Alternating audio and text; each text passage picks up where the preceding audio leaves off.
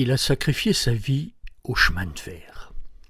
Enfin, sacrifier, c'est un bien grand mot. On devrait peut-être plutôt dire qu'il a consacré sa vie au chemin de fer, comme on s'adonne à un loisir, ou peut-être mieux encore, comme un moine quand il entre au couvent. Tout chez lui tournait autour du rail. Il n'a jamais exercé une autre profession.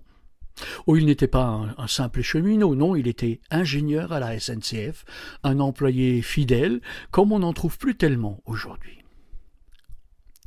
Sa femme était encore jolie malgré son âge, chic, élégante. Sa vie, elle l'a remplie grâce à lui. Elle s'est épanouie en lui comme un papillon, comme une rose. Il représentait tout pour elle. Elle se reposait totalement sur lui, il arrangeait tout, il réglait tout, il payait tout. La première fois que je les ai rencontrés, c'était chez eux à la maison. Nous avons bavardé longuement. Parlé de son métier, bien sûr, ou plutôt de sa vocation, de son fils, qui était sa fierté, de son jardin, qu'il soignait avec amour. Puis à la fin de l'entretien, il m'a conduit dans sa cave. Là, sur une grande table le long du mur, un train électrique. Avec de jolis wagons, une gare, une maison de garde-barrière, tout ce qui fait le monde du rail. Sur son établi, une véritable usine, parce qu'il fabriquait lui-même ses locomotives, ses wagons et tout le reste. Et là, il était justement en train de fabriquer un TGV. À l'époque, le train à grande vitesse ne fonçait pas encore entre Paris et Lyon. De temps à autre, on pouvait en apercevoir un qui traversait l'Alsace quand il faisait les essais. Et déjà, lui, il était en train de le fabriquer dans sa cave pour pouvoir y jouer et le faire circuler sur son réseau à lui. Il avait tout réalisé lui-même, les bogies, les wagons, les sièges, la locomotive, tout fidèlement réduit comme un vrai. Le TGV miniature n'avait pas encore circulé, mais ça n'allait pas tarder. Enfin, je soupçonne qu'il voulait le mettre en fonction le même jour que le vrai, le grand. Mais la vie aussi file à très grande vitesse parfois. Cette année-là, la belle-fille est décédée dans un accident de voiture. Cet automne-là, ils ont failli disparaître dans un ouragan sur une île aux Caraïbes. Et le printemps d'après, il est tombé malade. Il a dû être hospitalisé. Dans ce centre qui est aujourd'hui fermé et dont le nom avait une résonance de mort, où l'on soigne cette terrible maladie dont on parle à voix basse, cette maladie qui terrorise dont on tait le nom. Par peur. Ce nom qui tonnait comme une malédiction, vous l'avez compris, il avait un cancer. Je dois avouer que je ne sais plus de quoi, mais ce n'a pas d'importance. Au début, il a vécu cela avec philosophie. Et avec son humour particulier, il plaisantait même de temps en temps à ce propos. Il faisait des projets pour l'avenir. Et surtout, il fallait terminer le TGV.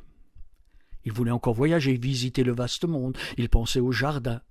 Qui allait soigner son jardin? Il voulait rentrer pour bêcher, semer des fleurs, tailler des roses et cueillir les cerises de son imposant cerisier. Ma deuxième visite à l'hôpital a été pénible.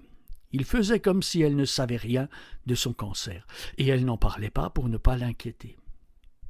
Et ainsi ils se sont regardés et ils ont menti des semaines durant. Pour un couple après près de 50 ans de mariage, pratiquement sans un nuage dans leur ciel, c'est terrible. Ainsi, à un moment durant lequel elle s'est absentée, il m'a dit « Vous savez, monsieur le pasteur, je suis dans un tunnel.